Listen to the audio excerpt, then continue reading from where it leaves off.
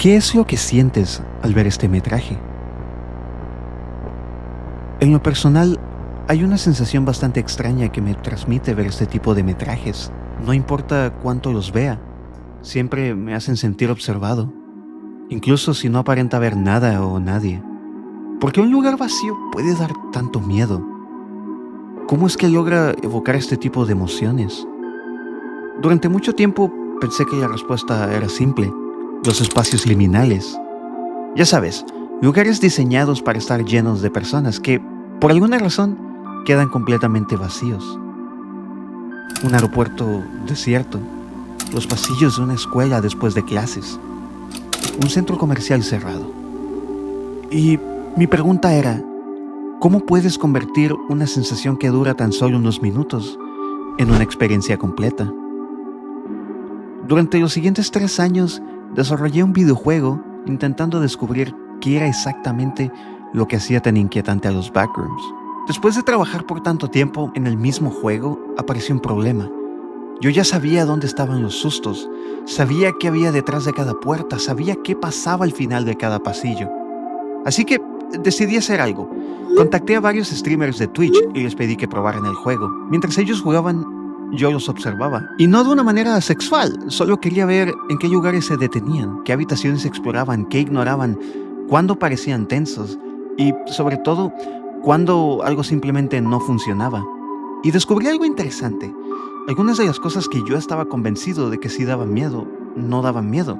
Y lo que funcionaba con algunas personas no funcionaba con otras. Lo curioso es que otras cosas que había puesto casi sin pensarlo conseguían exactamente la reacción que estaba buscando. Así que empecé a comparar. ¿Qué tenían en común los momentos que sí funcionaban? ¿Por qué algunos lugares hacían que los jugadores avanzaran lentamente, mientras que por otros simplemente corrían? ¿Por qué una habitación completamente vacía podía generar más tensión que una donde literalmente había un monstruo? Y creo que finalmente empecé a entenderlo. Así que en este video quiero enseñarte lo que aprendí después de 3 años intentando crear terror en los backrooms. Cómo utilicé el diseño de niveles para guiar al jugador sin que se diera cuenta. Cómo compuse la música y diseñé el sonido para crear una atmósfera. Y cómo intenté tomar esa extraña sensación que producen los espacios liminales e intenté convertirla en una historia.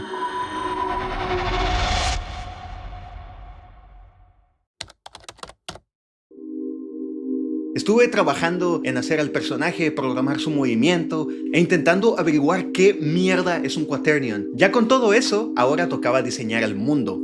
La pregunta es, ¿cómo te las arreglas para hacer que un cuarto vacío siga siendo interesante? Siento que mi primer prototipo tenía exactamente el mismo tipo de problemas que tienen los juegos basados en los backrooms.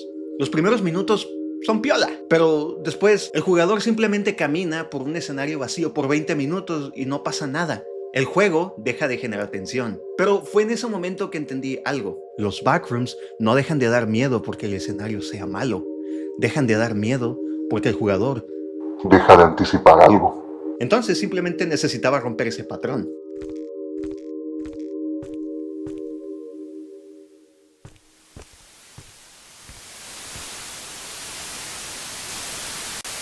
Ok, Peter Lacras, págame la renta. No tenemos feria.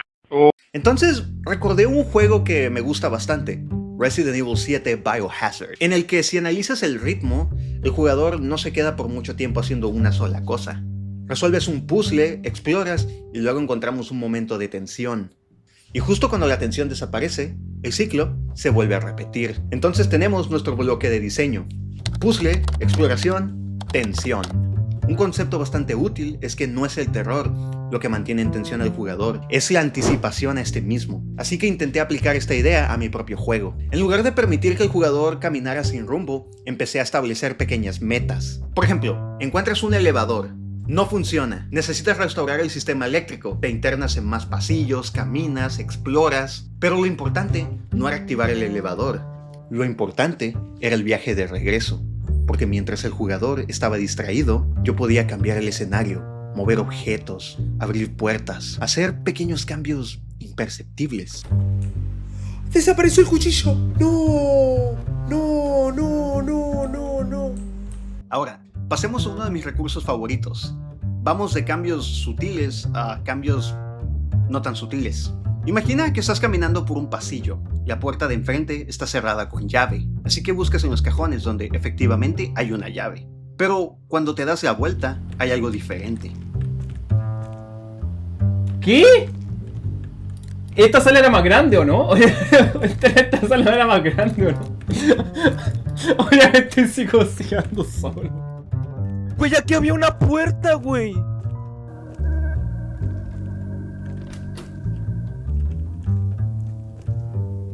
Se me cambió todo el pedo, güey. ¿Cómo? ¿Por qué?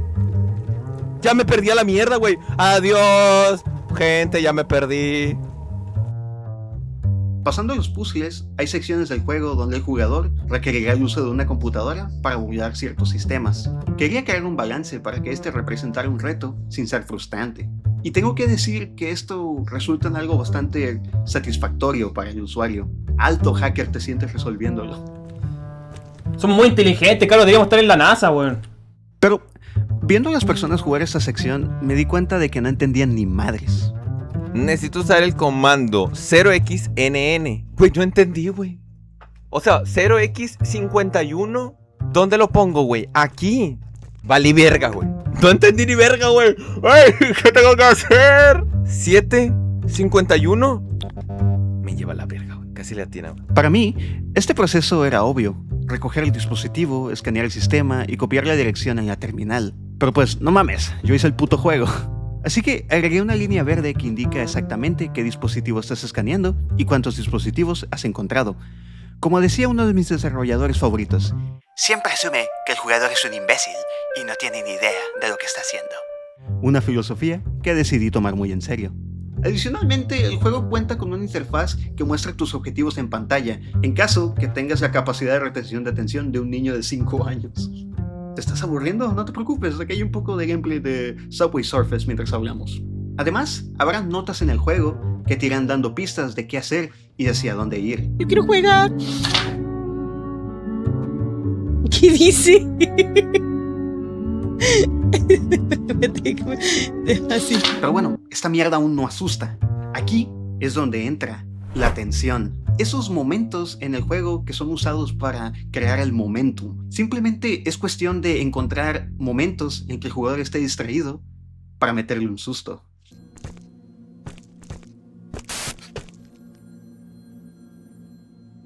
Odio ese tipo de cosas. Claro que hay que tener en cuenta que no todas las personas van a reaccionar de la misma manera. Actualización, como si no hubiera hecho... Aquí hay otro ejemplo. Diseñé un pasillo por el que el jugador tenía que caminar. Hay una luz a lo lejos que se apaga y se prende. Mientras más te acercas, más tensión genera. El jugador se prepara para ser asustado. No estoy exagerando. Es la primera que adivino. No estoy exagerando. Apóstame un montón de miedo. Ahí no puedo prender la luz. No te apagues, no te apagues, no te apagues, no te apagues, no.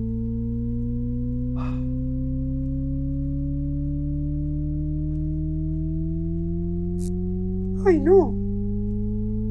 Es mi amigo. Ay, no. Y al final, La botella de alcohol. no pasa nada, pero el jugador sigue cagado pensando que lo asustarán en cualquier momento. Nice. Otro recurso bastante útil para poner al jugador en tensión es el sonido. Y si es bien utilizado, puede crear una buena atmósfera. Ay, no. No. Ya, no puedo. Pero bueno, sabemos que este juego va de crear tensión. Eso significa que no hay jumpscares en el juego. O eso es lo que piensa el jugador. El juego se siente tan ausente de estos que eventualmente el jugador baja la guardia. A la derecha. ¡Ay, me asusté! Ahora, un punto extra que quiero agregar es la inmersión. Y además de la atmósfera, creo yo que es interesante agregar varios objetos que sean interactuables. Eso hace sentir el juego más vivo. Y si agregas cositas pequeñas, eso incentiva al jugador a explorar más e intentar buscar más cosas con las que interactuar. Y lo machino es que se puede abrir todo. Es que todo se puede abrir. Terminé llevando esta filosofía bastante lejos. Hay detalles, habitaciones, sonidos y pequeños cambios que probablemente ni siquiera vas a notar la primera vez que lo juegues. Y eso está bien, porque cuando vi diferentes personas jugar, ocurrió algo que me gustó bastante. Cada uno notaba cosas diferentes. Una persona encontraba un detalle que otra había ignorado por completo. Otra se quedaba mirando algo que yo pensaba que nadie iba a notar. Hola. Hola. ¡Ah! Vas a hacerle la señal de SOS. Y algunos pasaban corriendo frente a cosas en las que había trabajado durante horas. Hijos de puta. Pero creo que precisamente eso es lo que hace que el lugar se sienta más real. No necesitas que el jugador vea cada detalle.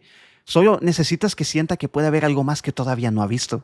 Y, curiosamente, esa es exactamente la sensación que quería conseguir con los backrooms. Ahora, quiero enseñarte algo. Observa con atención. Recoger cagada. ¿Cómo que? ¿Qué? ¡Qué rico! Abrir asiento. Mira. ¿Quién quiere cagada? ¡Oh my god, güey! ¡Qué rico! Esto es un arte de la programación. Uno de los aspectos más importantes para un videojuego es la atmósfera, el sonido. ¿Qué es lo que percibe el jugador? ¿Cómo logramos que el jugador sienta que algo está mal? ¿Cómo logramos incomodarlo? Ponerlo en tensión. El audio es una de las partes más fundamentales de todo juego de terror. Y esa es una de las razones por las que Kim Parsons tuvo tanto éxito con su película The Backrooms. El sonido logra ambientar el juego, el sonido de las luces fluorescentes, los pasos lentos, la respiración del propio jugador. Todo esto contribuye a crear un ambiente de tensión. Cuando empecé a componer la música de este juego, quería transmitir aún un rango de emociones más amplio. Los Backrooms no son únicamente un escenario de terror. Inclusive para muchos, logra transmitir un sentimiento de nostalgia. Es decir, ¿cómo compones una mezcla de terror y nostalgia? Existen bastantes variaciones de los backrooms en internet, existiendo los pool rooms y el concepto de dreamcore como varios de estos conceptos.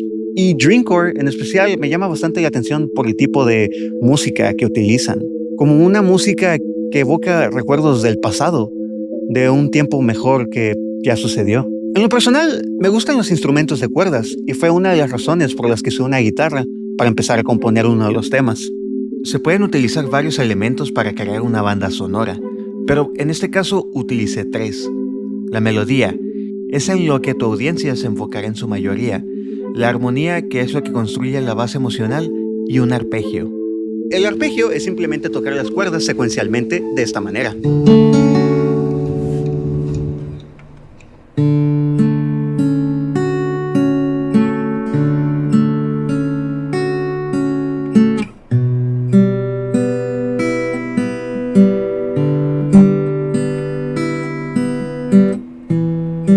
Ya teniendo construido un arpegio como base, ahora puedo agregar una melodía.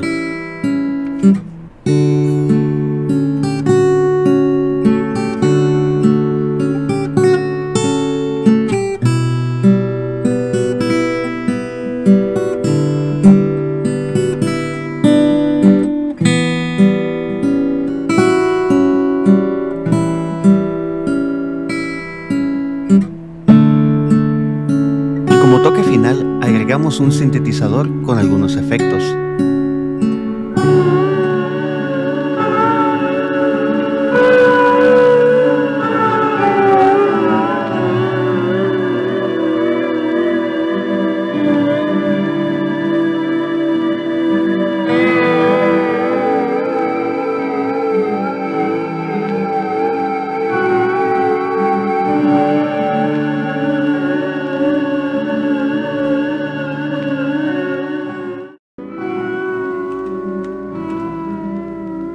Güey, ¿qué pedo con la música, güey? Güey, la música está bien tétrica, güey. La música está muy tétrica, mi papá. La canción, güey, toda rara, güey. Esa música será... Está cool, me gusta. Y el vibrato... ¿Se escucha bien? La música, ok. La música se va de... La música da miedo, sí.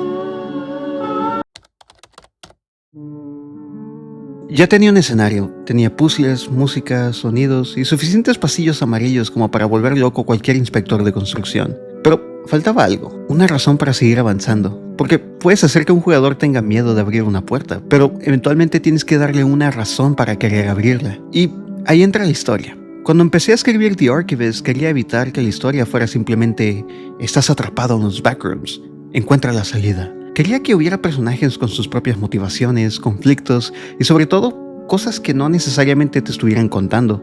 Así que hice lo que cualquier persona razonable haría para un juego que originalmente iba a ser un pequeño proyecto de terror. Escribí un guión entero, con todos los diálogos del juego. Y tengo que decir que las personas que terminaron dando voz a estos personajes hicieron un trabajo excelente.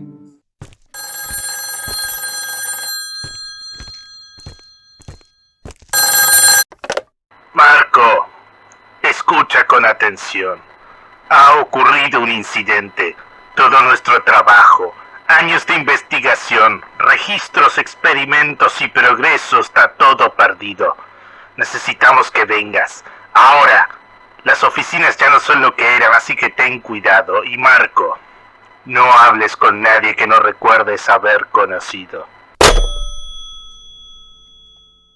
Esto cambió bastante la forma en la que podía contar la historia, porque ahora no tenía que detener al jugador frente a una pared de texto para explicarle qué estaba pasando. Podía dejar que escuchara conversaciones, grabaciones, mensajes, personas que quizás sabían mucho más de este lugar que él. Y las voces no solamente servían para contar la historia, también podían convertirse en otra herramienta para crear tensión, porque escuchar una voz humana cuando llevas mucho tiempo completamente solo puede resultar reconfortante, hasta que empiezas a preguntarte de quién es esa voz. También quería presentar algunos momentos de la historia de una forma más cinematográfica. Así que antes de construir ciertas escenas, empecé dibujando pequeños storyboards. Nada demasiado sofisticado, solo quería decidir dónde estaría la cámara, qué quería mostrar y, más importante, qué quería ocultar. Después, intentaba recrear estas tomas dentro del juego. Y para algunas escenas terminé programando mis propias herramientas para controlar cámaras, movimientos y eventos. Todo esto para hacer las cinemáticas un poco más fluidas. ¿Era completamente necesario programar mis propias herramientas para esto? Probablemente no. ¿Lo hice de todas formas? Por supuesto. Pero había algo que tenía bastante claro. No quería explicar todo. Para mí, un misterio deja de ser interesante en el momento en el que el juego se sienta contigo y te explica exactamente qué es lo que está pasando. Quería que el jugador tuviera que reconstruir parte de la historia, encontrar una grabación, leer un texto, reconocer un lugar, escuchar a dos personajes decir cosas que no terminan de coincidir, y poco a poco empezar a formar su propia explicación. Porque una respuesta puede satisfacer tu curiosidad durante unos segundos, pero una pregunta puede hacer que sigas jugando durante horas. Y con eso finalmente tenía la base para la historia de The Archivist. Trabajas para Quantum Core, un centro privado de investigación que desarrolla proyectos para el gobierno. Eres uno de los empleados encargados de la ciberseguridad de sus instalaciones. Es un trabajo relativamente normal, hasta que un día las oficinas cambian. Pasillos que antes conocías ya no llevan al mismo lugar. Habitaciones que no deberían de existir empiezan a aparecer. Y en medio de todo eso recibes una misión: recuperar los archivos de investigación de uno de los científicos de Quantum Core. Eso es todo lo que sabes, porque mientras más profundizas en las instalaciones, más difícil resulta saber exactamente qué es lo que está investigando Quantum Core, qué ocurrió en ese lugar y por qué parece que algunas de las cosas que encuentras tienen algo que ver contigo. Y eso es The Archivist, un proyecto en el que terminé invirtiendo 3 años de mi vida. Cuando empecé, simplemente quería hacer un juego sobre los backrooms, pero durante esos 3 años aprendí a diseñar niveles, componer música, a escribir personajes, a trabajar con actores de voz, a programar sistemas que probablemente nunca debí intentar programar, y a descubrir que un Quaternion sigue siendo simplemente incomprensible. Pero también terminó convirtiéndose en el proyecto al que le tengo bastante cariño, porque estuvo conmigo durante una parte bastante importante de mi vida. Y después de 3 años trabajando con él, finalmente creo que estoy listo para terminarlo. The Archivist se lanzará en Steam el 22 de octubre de este año, y espero que cuando finalmente puedas jugarlo, en algún momento te detengas en alguno de estos pasillos, mires detrás de ti y te preguntes si algo ha cambiado.